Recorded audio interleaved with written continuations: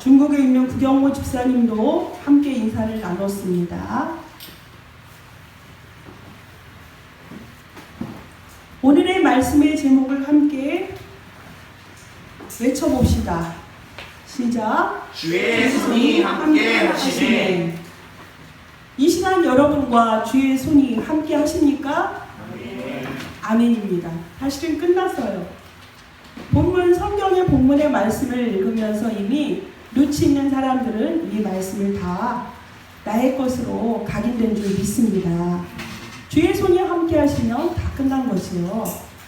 이러한 축복이 어디 있습니까? 본문은 스데반의 환난으로 인해서 흩어진 무리들이 안디옥에 모여서 비로소 그리스도인이라 칭함을 받은 안디옥 교회의 탄생을 말씀하고 있습니다. 11절에서 19절을 자세히 보십시오. 그때의 스데반의 일로 일어난 환난으로 말미암아 흩어진 자들이 베니게와 구브로와 안디옥까지 이르러 유대인에게만 말씀을 전하는데 그러시죠. 우리가 성경상의 용어로 베니게나 구브로나 많이 읽어봤죠. 요즘으로 치면 베니게가 어딜까요? 지중해에 있습니다. 시프러스 섬이라고 아주 유명한 섬이죠. 사람들이 많이 여행을 가는 곳으로 알고 있는데요. 지중해고 구브로는 그럼 지금 어디일까요? 시리아 땅에 있어요. 시리아 땅에 있어서 백향목, 구브로 그러면 백향목, 레바논은 많이 들어보셨죠? 그 즈음에 있는 지역입니다. 그렇게 멀리에서 안디옥까지 이르러서 유대인에게만 말씀을 전했다 그러셨어요. 11절 앞절에 보면 베드로가 이방인의 집에서 밥을 먹었다 해서 사람들이 뭐라 하지요? 그건 뭐예요? 자기의 복음의 틀 안에 갇혀서 선교를 바라보지 못하는 그러한 성도들의 모습에서 하나님께서 이제는 그걸 어디로 옮기셨습니까? 스데반의 환난을 통하여서 이 복음을 전 세계로 흩으셨어요. 전하시는 그 길을 위해서 11장은 그 두 가지의 모든 패턴이 이렇게 교차되어지는 그런 성경의 말씀입니다. 그래서 그때의 스데반의 일로 일어난 환난으로 말미암아 흩어진 자들이 이제 베니게 구브로 두루두루 다니면서 유대인에게만 예수 그리스도의 복음을 전합니다. 그랬을 때에 구브로와 구레네 몇 사람이 안디옥에 이르러 헬라인에게도 말하여 주 예수를 전파한다 그랬습니다. 그래서 드디어 헬라파 유대인이 이제 여기에 나타나게 되는 거지요. 그들에게도 주 예수 그리스도를 전파하니 주의 손이 그들과 함께 하심에 수많은 사람들이 믿고 주께 돌아오더라 이렇게 말씀을 하십니다. 이러한 역사가 저와 여러분의 생애 가운데서 일어날 줄 믿습니다. 이미 일어났고요. 이러한 언약의 여정 속에 우리를 하나님께서 인도하고 계시다는 것을 여러분이 믿으시기 바라겠습니다. 제가 이번 주에 만났던 사람들 중에는 불신자들이에요. 그 중에서도 천주교인들입니다. 천주교인들은 표가 있지요. 어떻게 표를 내고 다닐까요? 묵주라는 걸 하고 다닙니다. 묵주를 열심히 하고 다니고 또 뭐 있죠? 반지를 끼고 다닙니다. 반지도 열심히 만지작 합니다. 거기다 그 사람은 또 노란색 이상한 걸 또 막 붙이고 다닙니다. 근데 그들이 그렇게 만만한 사람들이 아니에요. 그들은 사회적 지위도 갖고 있고 나름대로 사상도 갖고 있고 짧게 얘기를 하는데도 워낙 똑똑하고 사회적으로 한 위치를 하고 있는 사람이고 세상적으로도 경험을 많이 했던 사람이기 때문에 자기의 사상이 고착화되어 있어요. 자기께 옳다고 완전히 굳어진 사람들입니다. 그것을 우리가 좋게 말해서 고착이라고 하지만 주관이라고 하지만 보면은 고집이고 멸망받을 짓입니다. 그것을 보고 거기에다가 외치죠. 바위에다가 계란을 던지는 격이죠. 현장이 그렇습니다. 여러분이 만나는 불신자들이나 여러분이 만나는 많은 사람들은 세상적으로 너무나 많이 갖고 있어요. 힘이 있어 보입니다. 권력이 있고요. 직업에 따라서 권한이라는 것이 주어지기 때문에 그들이 행사하는 것 밑에서 우리는 그 밑에 그 룰대로 따라갈 수밖에 없는 그런 위치에 있을 수도 있어요. 그러면 그것은 세상의 성공이라 할 수 있는데 여러분이 세상의 성공의 기준을 두는 사람입니까? 아닙니다. 여러분은 누구입니까? 하나님의 형상대로 창조되어진 사람들입니다. 그것이 여러분의 인간관이어야 돼요. 사람을 어떻게 보느냐? 하나님의 형상대로 지음받아서 하나님과 함께 할 때 완전하다. 이러한 인간관이 여러분에게 정리되어져야 돼요. 그러할 때에 인생관이 정리가 되겠죠. 하나님과 함께 해야 되는 사람들이 하나님을 떠났습니다. 하나님을 떠났으니 그 자체가 죄요. 그러니 저주요, 멸망이요, 재앙입니다. 이러한 재앙길 속에서 답이 없어요. 세상 가운데서 왕노릇하고 신노릇하고 임금노릇하는 자 밑에서 노예로 속국으로 살아갈 수밖에 없습니다. 그래서 결국에는 죽습니다. 지옥에 가는 인생이에요. 그것이 인생이에요. 그것이 세상의 인생관입니다. 여러분이 세상을 바라보는. 그리고 그러한 사람들은 하나님을 알지 못하니까 자기 중심이고 물질 중심이고 세상 성공 중심으로 살아갈 수밖에 없어요. 그러니 그들의 가치가 하나님을 경배하고 여호와를 아는 데 힘쓰고 여호와의 말씀을 그 입술에서 떠나가지 않도록 여호와의 영광, 그 말씀이 그 후손의 입에서 떠나지 않도록 마음과 정성과 온 힘을 다하여서 증거하는 그 일에 가치를 두겠습니까? 절대로 그렇지 않습니다. 눈에 보여지는 것을 따라가기도 너무나 바쁘고 그 목표를 이루어가기 위해서 24시간 그 이상의 시간을 그들이 거기에 전심전력으로 달려갑니다. 그러다 보면은 인생 끝이 났어요. 남는 것이 뭐가 있을까요? 성공을 했을 수 있습니다. 아주 많은 돈을 우리는 상상할 수도 입에 거론을 할 수도 없는 정도의 돈을 벌 수도 있어요. 그런데 그들에게 참 행복과 참 평안과 참 안식이 있을까요? 절대 그렇지 않습니다. 이렇게 세상에서 허튼 잘못된 거짓된 것을 향하여서 그들의 가치를 두고 인생을 거기에 완전히 생을 들이고 결국에는 멸망길에 가는 그러한 인생들을 우리가 주변에서 볼 수 있어요. 우리는 그 현장을 정확히 볼 수 있는 눈이 있습니다. 이미 하나님께서 우리를 부르시는 그 순간에 예수가 그리스도 되심을 들었는데 어찌 우리가 믿을 수 있습니까? 우리가 바보라서 그럴까요? 많이 못 배워서 그럴까요? 판단력이 없어서 그렇습니까? 절대 그런 것이 아닙니다. 하나님의 완전한 절대 주권과 하나님의 완전하신 축복과 은혜로서 우리가 그리스도인 것을 우리의 영이 알았어요.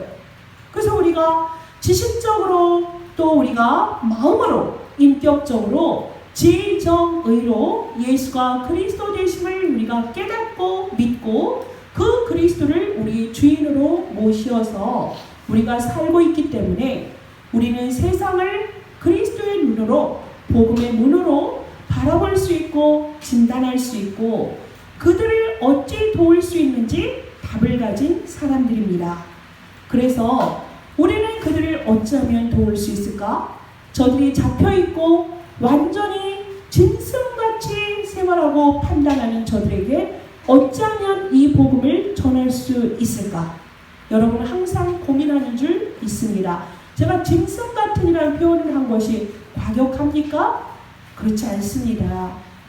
정말로 하나님을 믿지 않는 자들은 짐승보다 못한 수하의 일을 너무나 정말로 거리낌 없이 행하는 일을 종종 봅니다.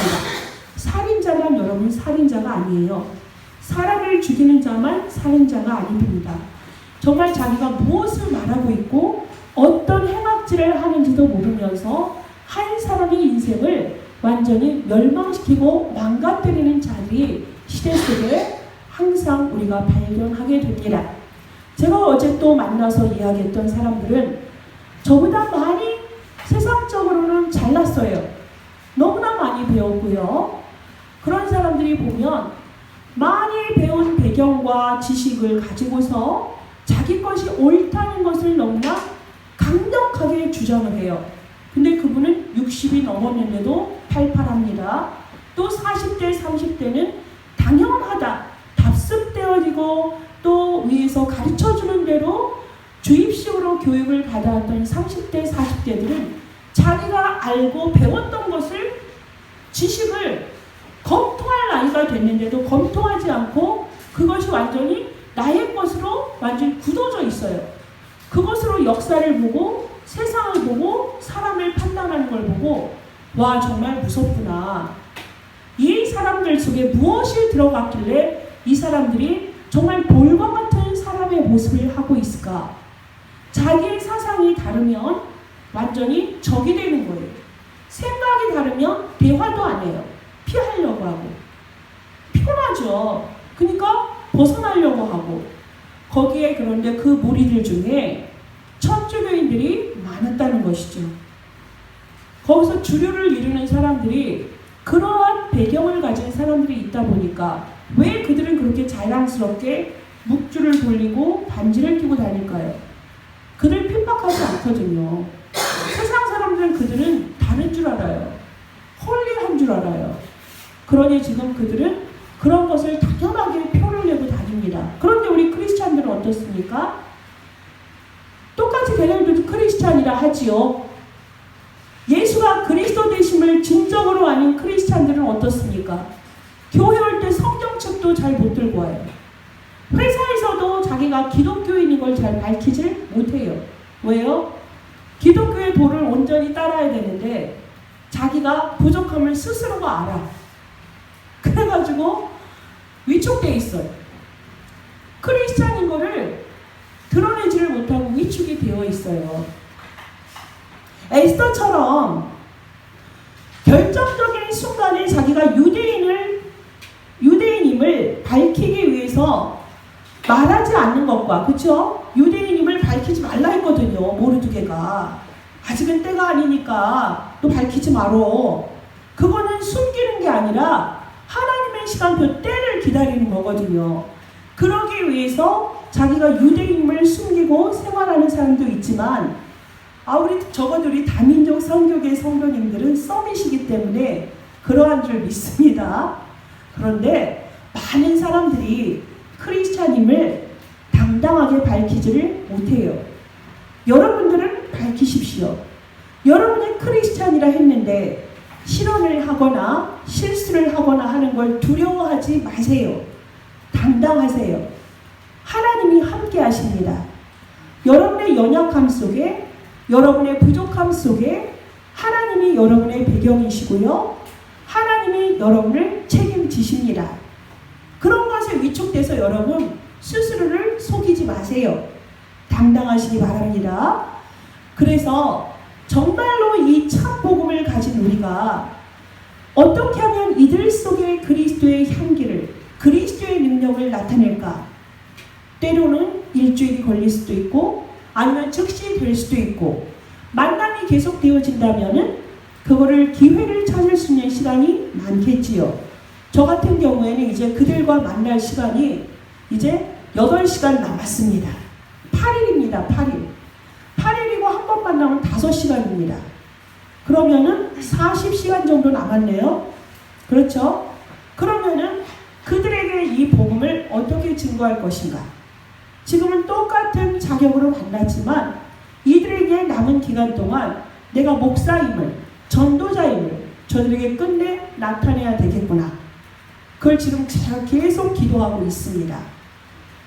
이것이 아마 제가 만난 소그룹의 만남이었지만 지금 시대에 우리나라에 만연해 있는 현장의 모습하고 비슷할 거예요.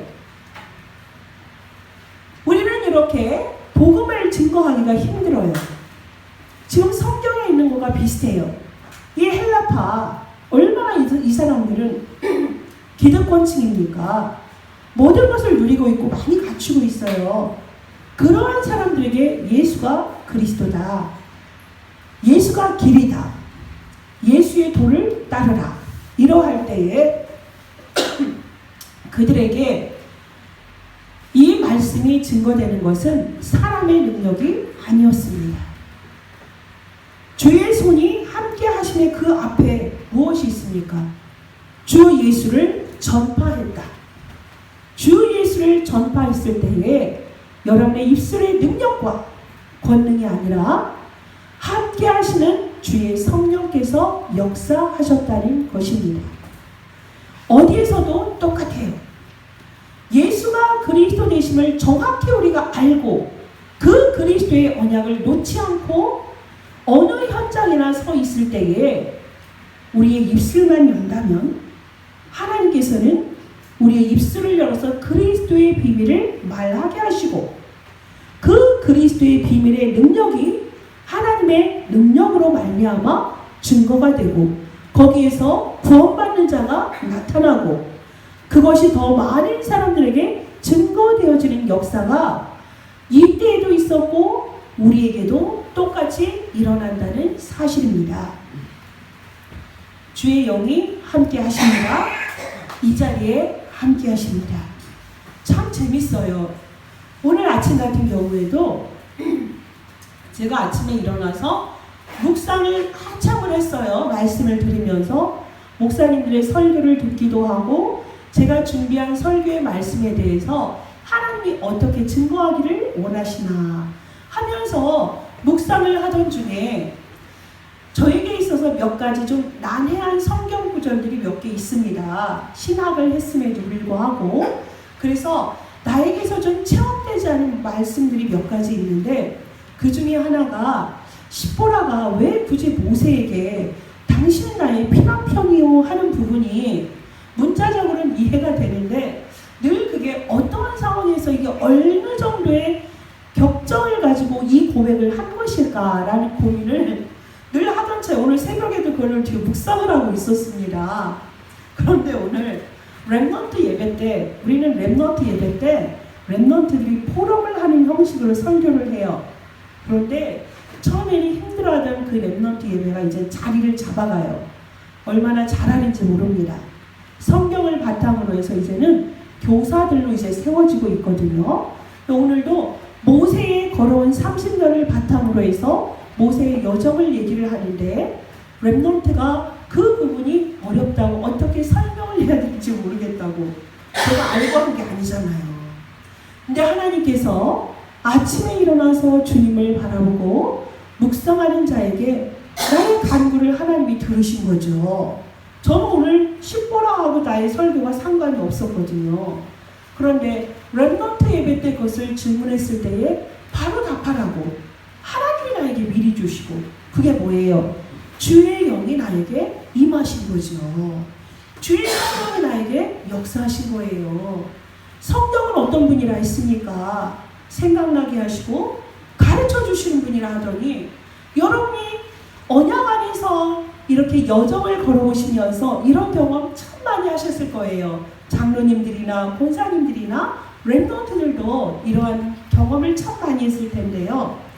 말씀이 나에게 답이 되고 능력이 되고 모든 것을 아는 건 우리는 늘 말씀을 가까이 하고 주야로 묵상하기를 즐겨하고 그 말씀이 나의 길이 되고 빛이 됨을 알기 때문에 말씀을 떠나지 않죠. 그게 바로 각인이에요. 한 번 읽고서 끝나는 것이 아니라 그 말씀이 저절로 내 안에 들어와서 자리 잡아요. 그게 각인이에요. 자꾸 확인하고 지난주에 무두셀라에서 노아까지라는 설교를 들었다면 여러분이 그걸 한 번으로 듣는 것이 아니라 한 주간 그 언약의 말씀을 계속 따라갈 때에 나에게 각인되는 거예요. 각인되어지고 그 말씀의 능력으로 내가 하루하루를 살아가는 지침이 되는 거 아니겠습니까? 그것처럼 정말로 여러분이 예수가 그리스도야. 그리스도가 모든 문제 해결자다. 이러할 때에 성령께서 나에게 감동을 주시고 역사하시고 인도하신다는 사실을 믿고 가는 그리스도인 줄 믿습니다. 세상에서 이렇게 언약만 잡고 가고 싶은데 우리를 넘어뜨리는 세 가지 요소들이 좀 있죠.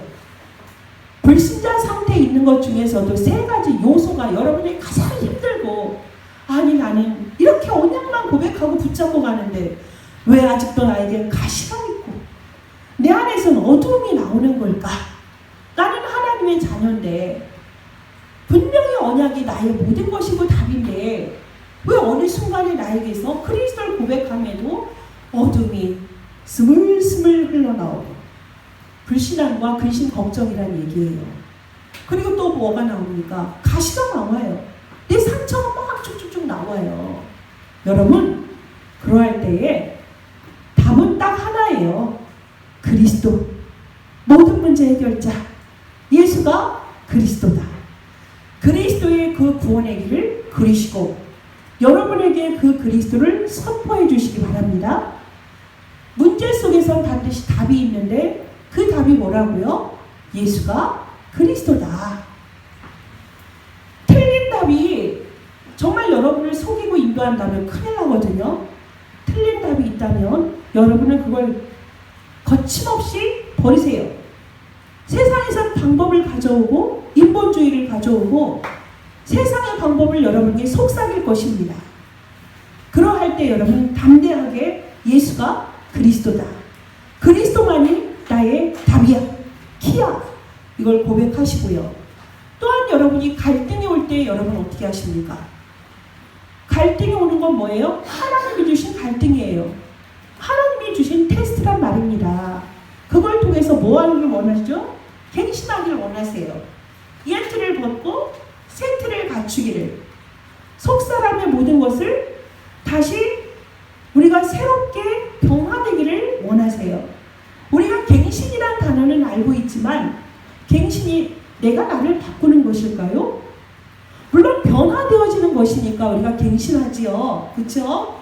날마다 새롭게 일신해야 되는데 그 갱신이 나의 의지로 되지 않잖아요. 그리스도 언약을 붙잡음에도 불구하고 끊임없이 막 육신과 성령의 소욕이 나를 막 힘들게 하고 하나님 거기서 뭐 하길 원해요? 오직 집중 그리스도만 바라보길 원하거든요. 그렇게 하시면 돼요. 갱신은 내가 나를 바꾸는 것이 아니라 하나님의 방향을 맞추는 거예요. 하나님께 초점을 맞추는 거예요. 하나님께 방향을 맞추고 내가 비록 실수하고 내가 연약한 부분이 있다 하더라도 그리스도의 언약을 붙잡고서 하나님께 방향을 맞추는 것이 바로 갱신입니다. 우리가 어떻게 그렇게 훌륭하고 멋진 인격체로 남들에게 서려고 하십니까? 그것이 아니라 갱신이란 언약의 흐름 속에서 말씀에 내 자신을 얹혀놓는 거예요. 그 길 위에 서는 것이 바로 갱신입니다. 또 하나 있어요. 복음 외의 것은 다 양보하고 싶은데 그런데도 이것만큼은 안 되는 부분이 있어요. 유익 앞에서. 내가 유익을 볼 수 있는 것에서 손해볼 것 같거든요. 그 부분에서 우리가 정말 많이 속습니다. 그렇죠? 정말 이 유익을 이것만이라도 나의 것으로 취하고 싶은데 손해볼 것 같은 그 속에서 우리가 참 많이 힘들어해요. 그렇죠?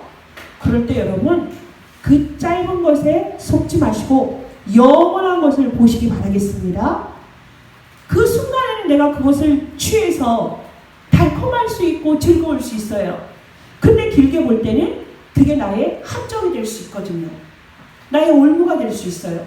더 큰 것을 하나님은 주시길 원하시고 더 큰 것을 갖추시기를 원하고 때를 기다리기를 원하는데 자칫 그 순간의 이익을 위해서 내가 속았다면 더 미래에 정말 어마어마한 것을 우리가 놓칠 수가 있습니다. 여러분 유익 앞에서 제가 항상 그러죠. 손해보시라고 말씀하시잖아요. 손해보세요.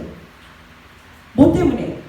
복음을 가릴 정도의 것이라면 기꺼이 여러분이 양보하시고 손해를 보세요. 하나님이 살아 계시다니까요. 만주의 주가 우리의 주님이시라니까요. 만유의 주님이 우리의 주님이시라고요. 창조주가 우리의 주님이세요. 물질 앞에서 기죽을 거 없고요. 양보하세요. 그러면 우리는 승리합니다. 대한민국의 특성이 그거예요. 아주 짧은 거는 되게 잘해요. 순발력이 되게 좋거든요. 코로나 사태에서도 의료진들이 얼마나 있었습니까? 그래서 막 해외에 막 자랑거리라면서요. 대한민국의 자랑거리가 코로나가 아주 잘 잠식이 되고 있다, 뭐 그러고 있다면서요. 그런 부분은 잘하는데 길게 보는 부분이 참 우리나라가 약해요. 제가 보면 역사를 보면 그렇습니다. 멀리 갈 것도 없어요. 근대 역사를 보면 길게 보는 교육이나 정치나 경제나 이런 부분에서 길게 내다보면서 계획을 짜는 부분에서 참 많이 아쉽다는 생각을 보통 사람인 저도 알 정도인데, 이게 뭐지요? 하나님을 떠난 자들에게 뭐 그렇게 대단한 지혜가 있겠습니까? 사람이 그 순간순간을 모명하는 창세기 3장과 6장과 11장의 상태이기 때문에 그럴 수밖에 없습니다. 여러분, 언약의 여정을 가는 데 있어서 이 세 가지 작고 연약한 부분에서 속지 마십시오. 흔들리지 마십시오. 시편 57편에 보면은 고난 중에 이스라엘 백성들의 고백이 있어요. 다윗의 고백이 있죠. 내 마음에, 여러분 다 같이 시편 57편을 함께 봅시다. 정확히 우리가 읽어봅시다. 시편 57편입니다.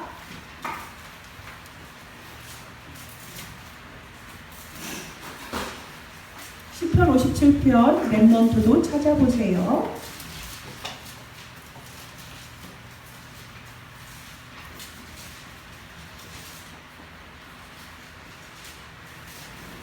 다 찾으셨습니까? 7절부터 우리 11절까지 읽어봅시다. 7절부터 6절부터 같이 봅시다. 합독합니다. 그들이 내 걸음을 막으려고 그물을 준비하였으니 내 영혼이 억울하도다. 그들이 내 앞에 웅덩이를 팠으나 자기들이 그 중에 빠졌도다.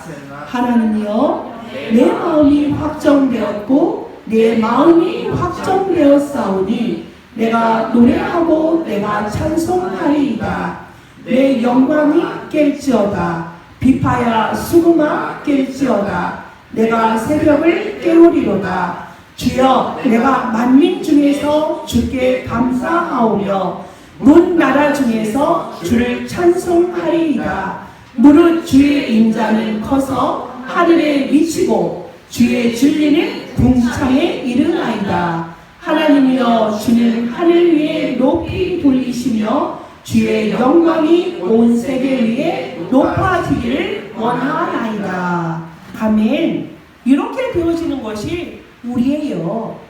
그들은 우리에게 그물로 막으려 하고 웅덩이를 타서 우리를 함정의 올무에 빠뜨리려고 하지만 우리는 상관이 없습니다. 그것에 매이는 인생이 아니에요. 그리스도는 모든 것이에요. 우리에게 진정한 선지자시고 제사장이시고 왕이세요.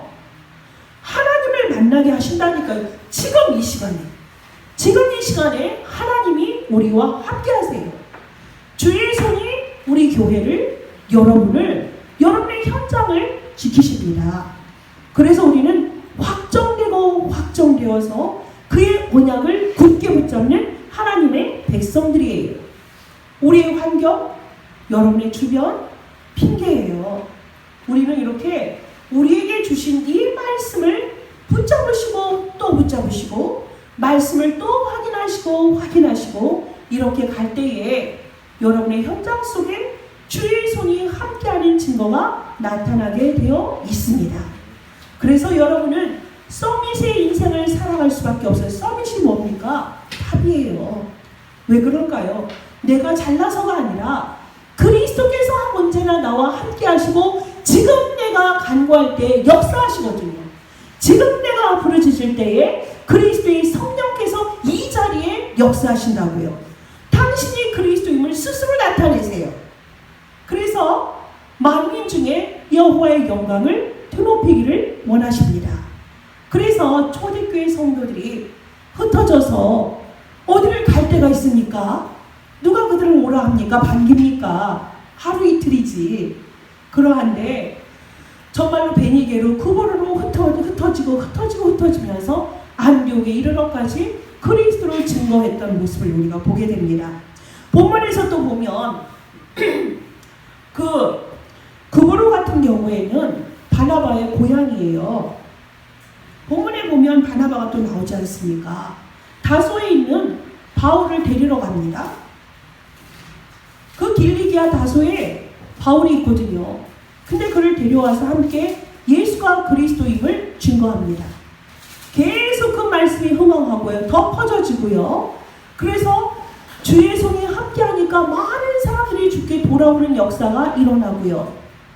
바울과 바나바가 지금 합쳐졌잖아요. 정말 그리스도임을 고백하는 사람들이 합쳐져서 복음을 증거하니까 수많은 사람들이 오면서 비로소 그들이 그리스도인이라 칭함을 받았어요. 그리고 흩어져서 어디를 갈지를 몰랐던 그들이 함께 모여서 이제 헌금을 해서 이제 어디로 보냅니까? 예루살렘 교회에 보냅니다. 그곳이 지금 힘들어하니까. 그들이 지금 너무나 가난하고 경제적으로 힘들어하니까 선교지에서 본 교회로 헌금을 보내는 역사, 우리 교회가 추구하는 겁니다. 우리 교회가 다민족 선교 교회지요. 237을 향해서 지금 달려가고 있죠. 숫자로 보니까 1000명이 3000명이 아니라서 못하겠습니까? 그렇지 않습니다. 이러한 바나바 같은, 바울과 같은 한 사람, 비로소 그리스도인이나 칭함을 받는 한 사람, 주의 손이 함께함을 날마다 알고 그 주의 능력을 가지고 가는 사람들에게는 당연히 이러한 역사가 일어나요.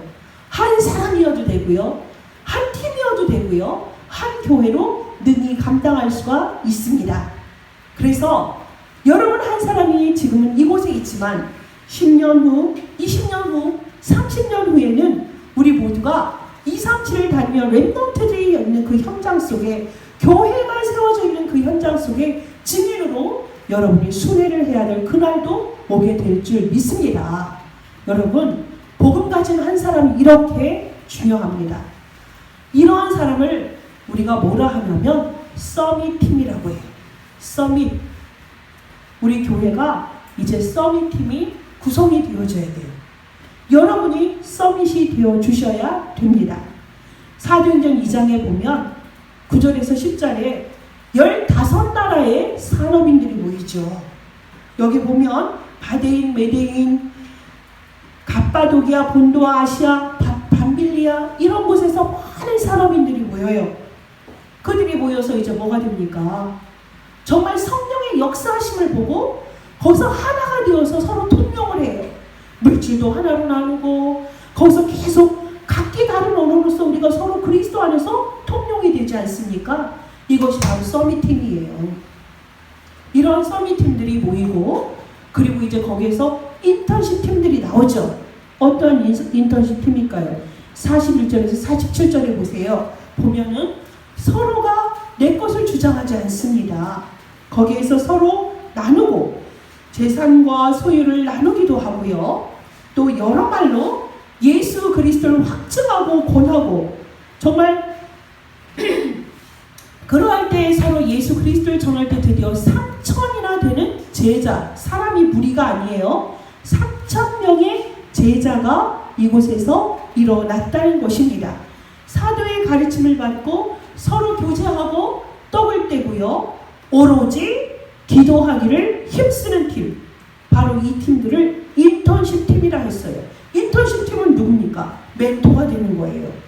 우리 장로님이 살아온 언약의 여정이 랩넌트들에게 계속 들려지고 포럼이 되어지고 서로 소통이 되어져서 언약의 길이 모든 사람에게 오직과 유일성과 재창조의 능력으로 하나님이 시스템을 만들어 가신 거구나. 그래서 오늘날 우리가 237을 향하여서 달려가는 안디옥 교회와 같은 다민족 선교교회가 걸어가고 있는 것이구나. 권사님들이 멀리에서 복음을 받아서 수원에서, 수지에서 복음으로 전도자의 삶을 살다가 또 이때에 우리가 한 팀이 되어져서 이렇게 모여진 것들이 다 뭐죠? 그들의 걸어온 족적과 발자취가, 그거는 여러분이 버릴 게 하나도 없어요. 그 속에서 여러분이 불행하고 나락으로 떨어질 때 하나님 하나님이 눈 감고 있었을까요? 하나님이 외면했을까요? 그것은 절대적으로 하나님이 허락하신 길인 거예요. 그 길을 하나님이 여러분의 눈물을 흘릴 때 함께 눈물을 흘리셨고, 하나님이 그 길 속에서 여러분에게 손잡아 주셨어요. 그 순간에도 주의 손이 여러분과 함께 하셨단 말입니다. 개인 속에서, 현장 속에서, 교회 속에서 하나님이 늘 함께 하셨어요. 그 하나님이 여러분의 모두의 인턴십장이 되는 거예요. 여러분 한 사람 한 사람이 누군가에게 스승이 되는 거고요. 그것을 쫓아서 또 제자가 세워지는 것이고요. 이러한 현장이 인턴십장이라는 사실을 아시기 바랍니다. 그래서 여러분 한 사람 한 사람의 삶이 절대로 그릇된 삶이 아니에요. 뭐만 한다면, 언약의 길 위에만 있다면, 여호와의 말씀을 주야로 묵상하는 그 길 위에만 있다면 여러분은 당연히 시절을 쫓아 열매를 맺을 수밖에 없고요. 그 잎사귀는 마르지 않습니다. 여러분의 길이 형통할 수밖에 없습니다. 여기에 또 하나의 팀이 나와야 돼요. 어떤 팀일까요? 헌신팀이 나와야 된다 했어요. 헌신하는 팀이란 사도행전 2장 1절에서 3절의 사람들입니다. 성령의 역사에서 정말로 각 사람 위에 하나씩 성령이 임하는 것입니다. 여호와의 영에 감동된 자, 여호와의 신에 충만한 자, 하나님의 영으로 완전히 머리끝에서 발끝까지 충만한 자, 이러한 사람이 바로 헌신팀이라 했습니다. 이러한 사람은 어떤 사람일까요? 말씀에 충실하고 오직 그리스도의 그 언약을 붙잡고 만나는 모든 사람에게 예수가 그리스도 되심을 증거하는 사람들, 이러한 사람이 교회에 세워져야 된다 말씀하십니다.